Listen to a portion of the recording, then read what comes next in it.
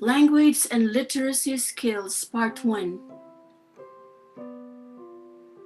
DepEd listed the following developmental domains in early childhood education: social emotional development, values development, physical health and motor development, aesthetic and creative development, mathematics, understanding of the physical and natural environment, language, literacy, and communication. Domain refers to a specific aspect of growth and change.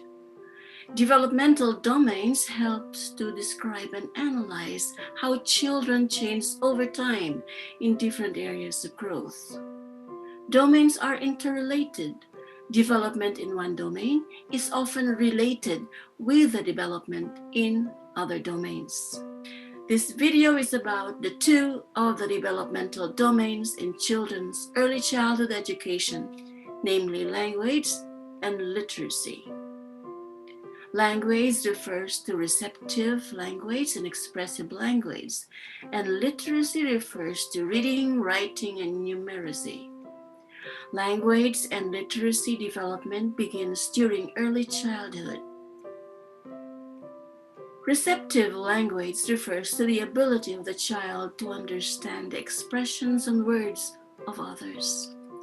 Expressive language refers to the child's ability to express in gestures, actions, and words his or her needs, feelings, or thoughts. Most children can understand what you are saying even before they can clearly talk. Expressive language is developed after birth. How do children express themselves? Babies learn to express themselves when they are hungry or uncomfortable through crying and facial expressions. They learn to giggle or smile when they are happy. These are all forms of communication. The inability of the children to communicate their wants and needs leads to frustration.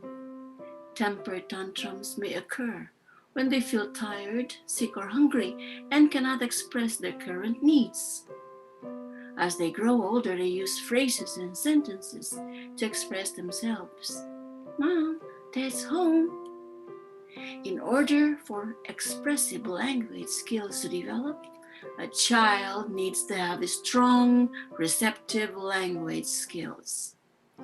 How can the child develop a strong, receptive language to be able to have a strong, expressive language too?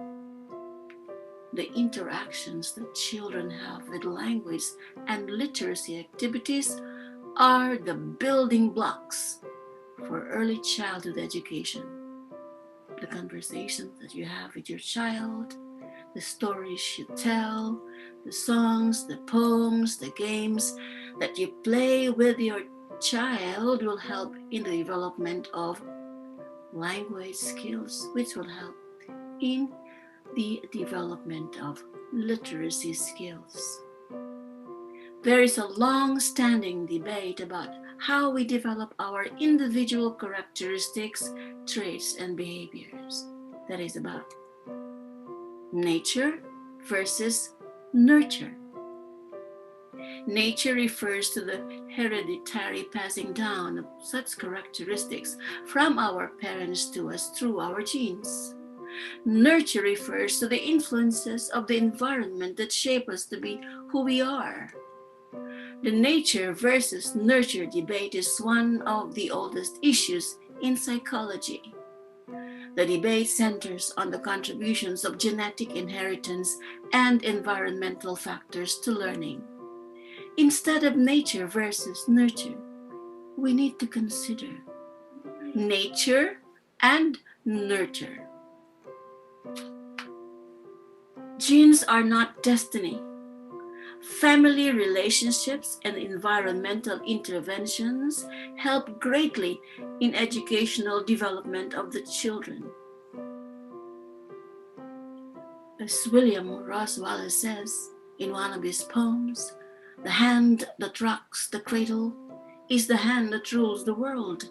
The hands are not only that of the parents, included are the relatives, and teachers who help together shape the destiny of the children and of the world. Neuroplasticity is one of the fundamental and more reliable discoveries about the brain to date. Intelligence is not fixed. It is not planted firmly in our brains from birth. Intelligence is forming and developing throughout our lives. Neuroplasticity says that when you are learning, important changes takes place in your brain, including the creation of new connections between your neurons. The more you practice, the stronger these connections become. Just like the roots of the tree and the picture, it's like our brain growing longer and expanding as we care for the tree. Children's brains are physically growing too and changing every time they learn something. There are many ways to keep this continuously happening. As mentioned earlier, the interactions you have with your children will very much help them develop their language and literacy skills. After birth, children are active listeners and learners. There are many ways to keep this continuously happening. As mentioned earlier, the interactions you have with your children will very much help them develop their language and literacy skills. After birth, children are active learners. They absorb information and create their own meaning from their interactions with people and their environment.